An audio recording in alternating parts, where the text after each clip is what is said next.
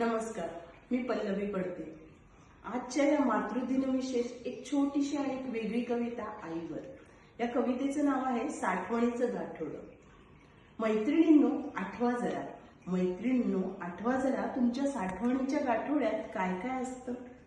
सासरी परतणाऱ्या मुलीला रिकाम्या हाताने कधी पाठवते काय. चला बघूया या साठवणीच्या गाठोड्यात गंमत दडली आहे काहीतरी.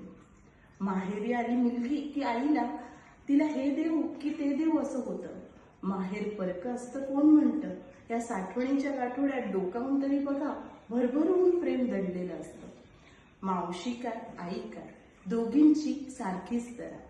वाट बघते मुलीकडे होईल कुणाचा तरी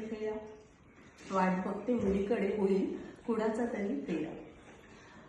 भेटीच्या आधीच ही पिशवी गच्च भरून मुलीच्या प्रतीक्षेत उभी असते. मैत्रिणींनो आठवा जरा तुमच्या साठवणीच्या गाठोड्यात काय काय असते. जसं गाव तसा भरला जातो या पिशवीत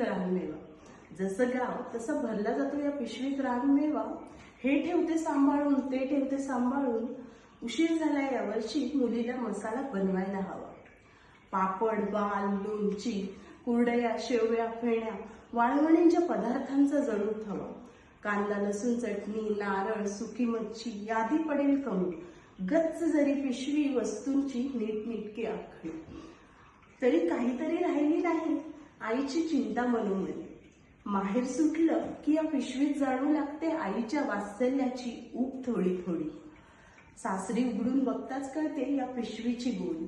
नातवास आवडते म्हणून पुरणपोळी जावयास आवडते अळवळी.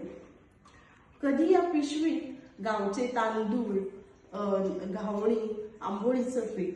कधी त्यात कैऱ्या खायला लावून तिखट मीठ. कधी त्यात मला न